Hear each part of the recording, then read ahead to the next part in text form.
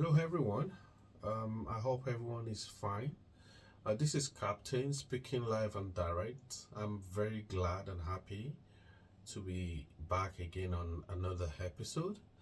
And the title of my today's discussion, or what I'm going to be talking about, is how to manage upsetting situations.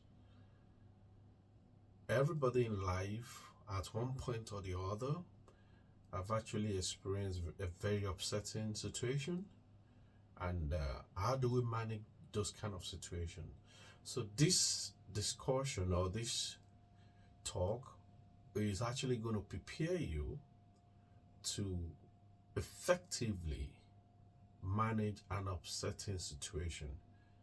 Unforeseen circumstances happen in our lives, but the decision we make at that particular time goes a very, very long way.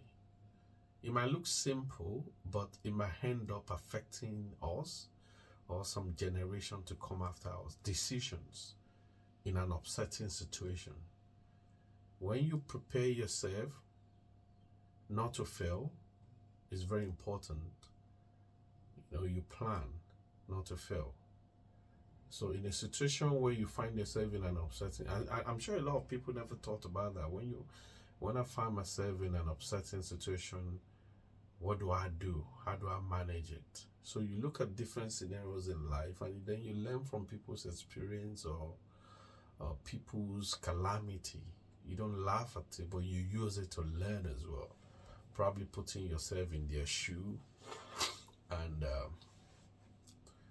examine what actually happened and decide on the steps you would take in order not for you to have a regret. So the title is How to Manage Upsetting Situations.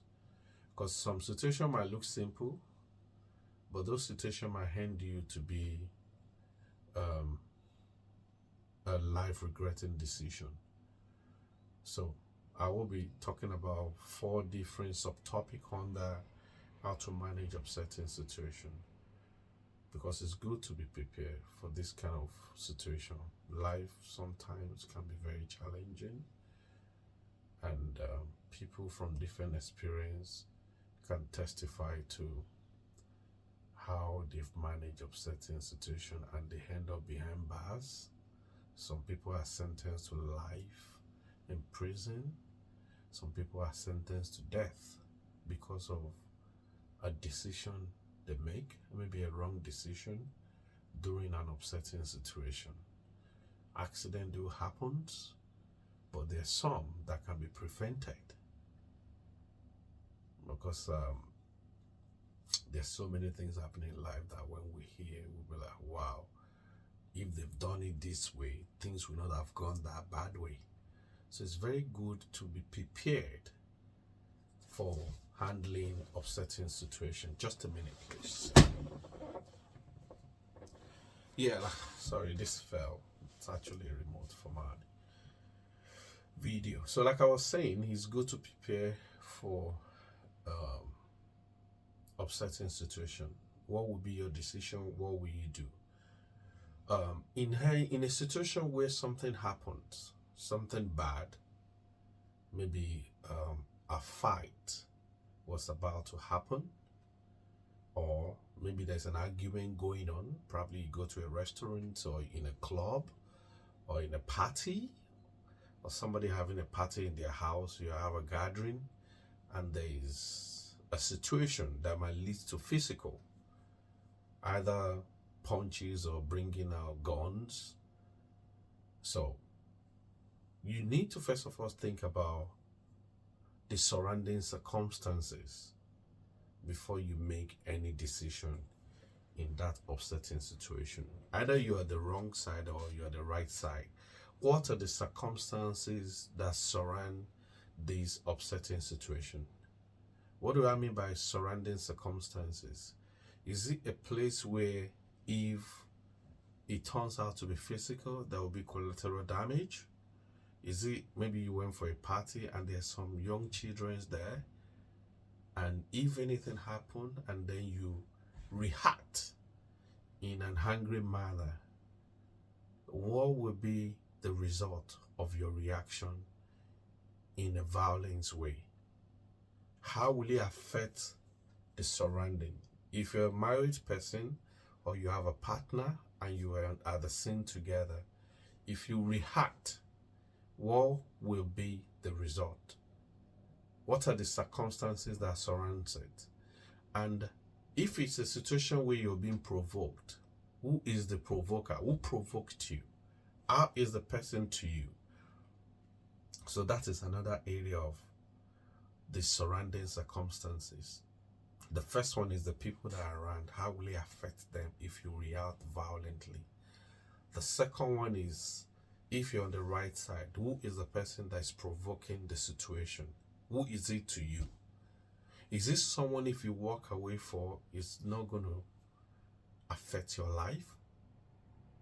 It doesn't have any implication with your life. Maybe someone you're seeing for the first time, or the person you're seeing for the first time, and that might be the last time you ever come across the person provoking the situation. So if you find yourself in that kind of an upsetting situation and the person provoke you is nobody to you, the best decision at that time is to walk away from trouble. The person caused an upsetting situation. It takes a lot of maturity. It takes a lot of experience for you to be able to walk away. So you might want to develop that maturity, because the person provoking this situation is nothing to you. You have nothing to lose. But making a decision right there and then might end you in prison, in life prison, death sentence, anything horrible. So the surrounding circumstances of upsetting situation needs to be considered before making any decision. If there's children around, if there are people around that your anger might affect, you need to be able to walk away.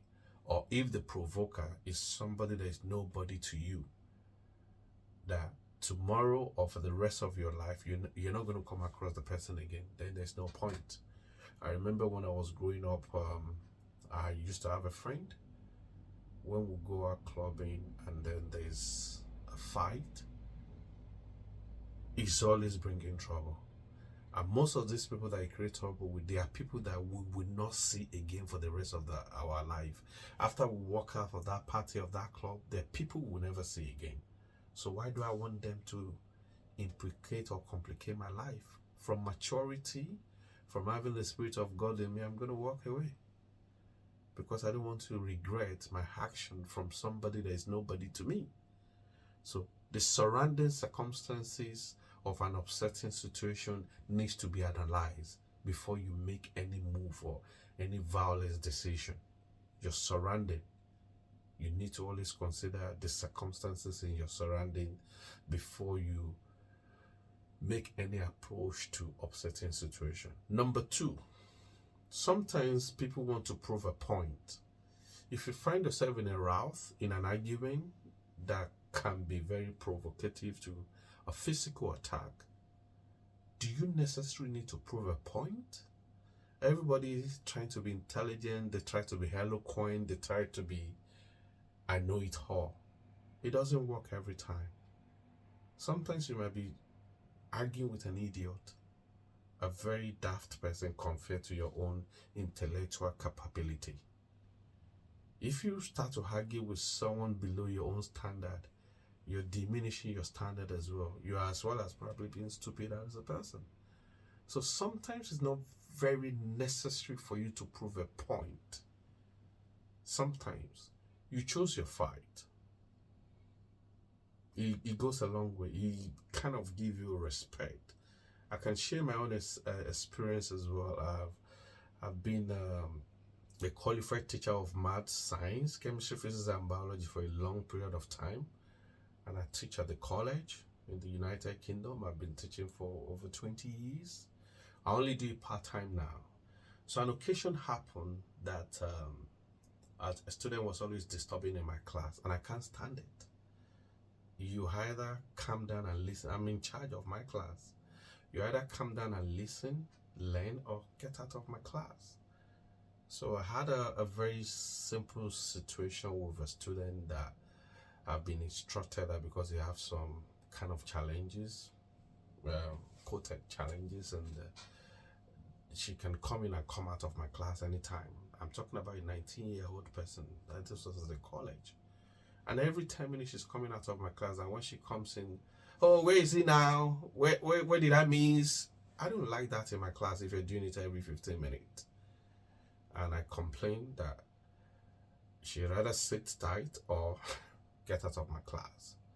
So this was happening every time, and they had to call in the parents, and I think she reported me to the head of school.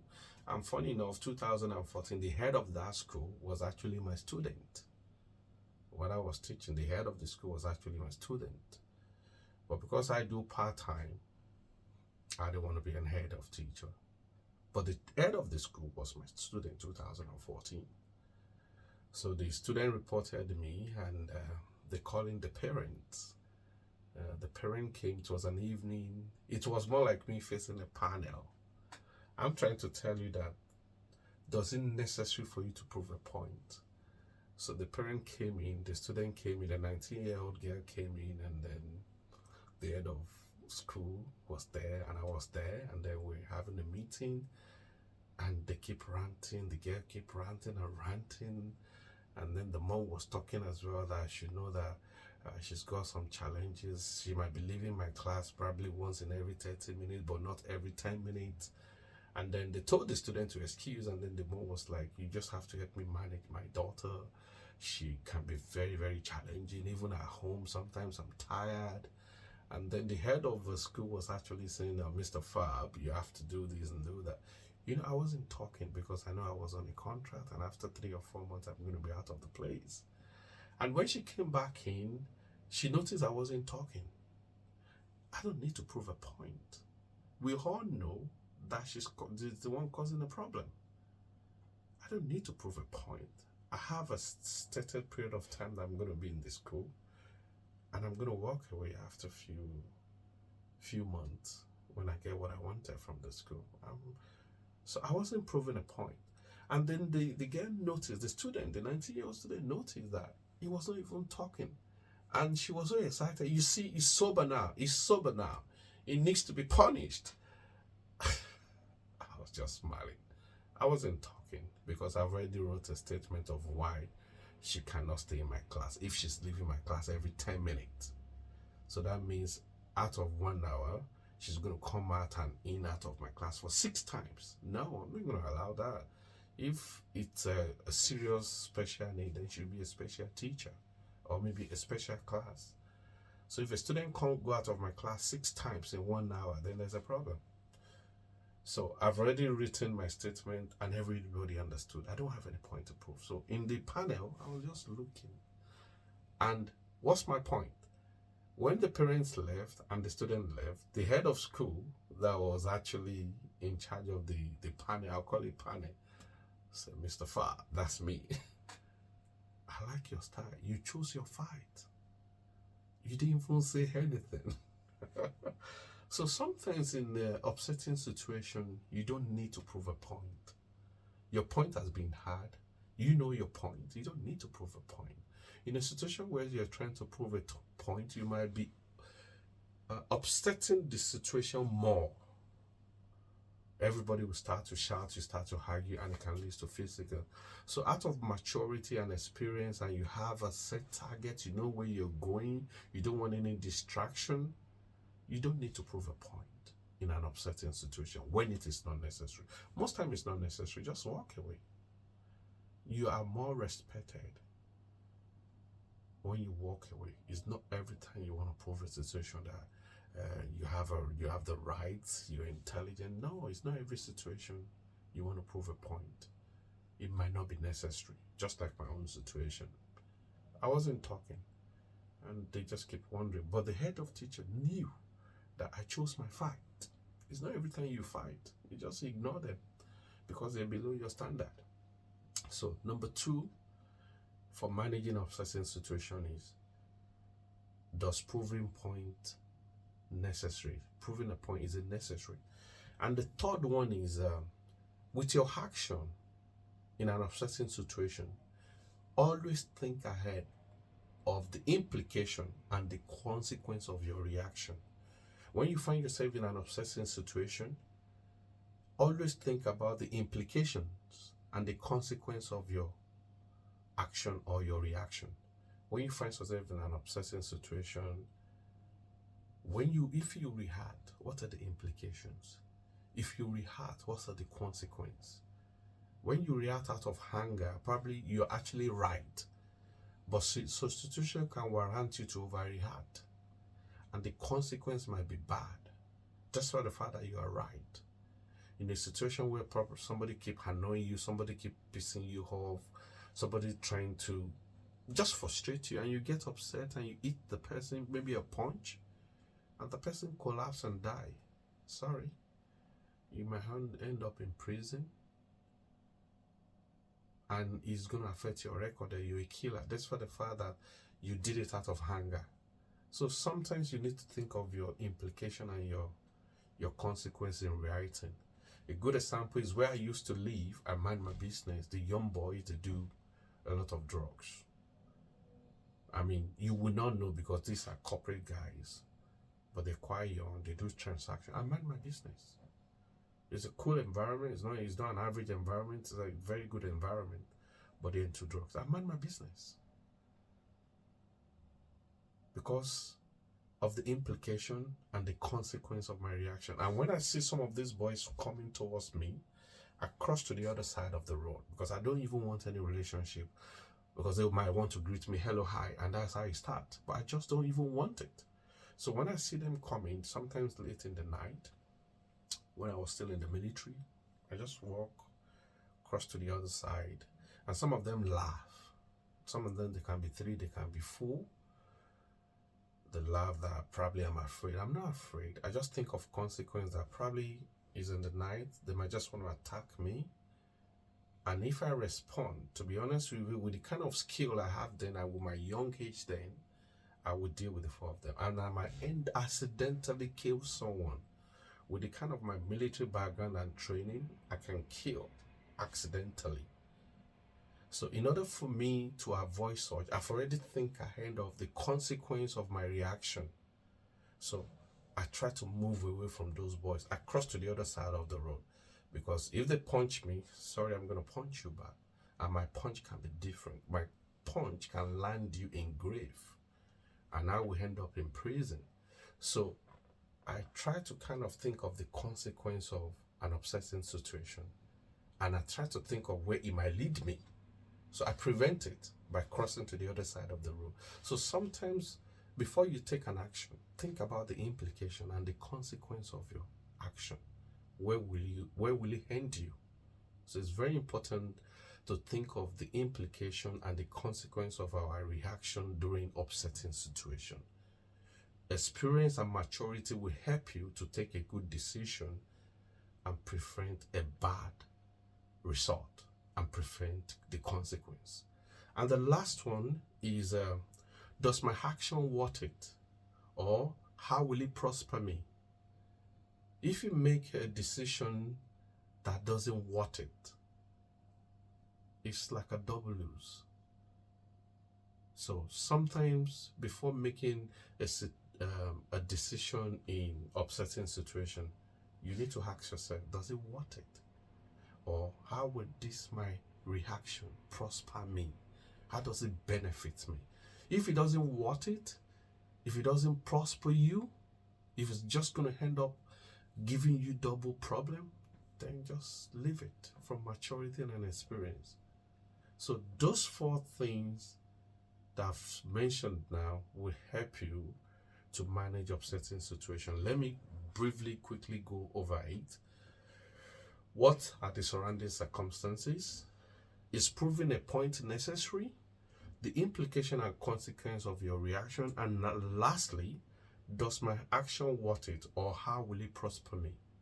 So if you have all these at the back of your mind, you will be able to handle upsetting situation.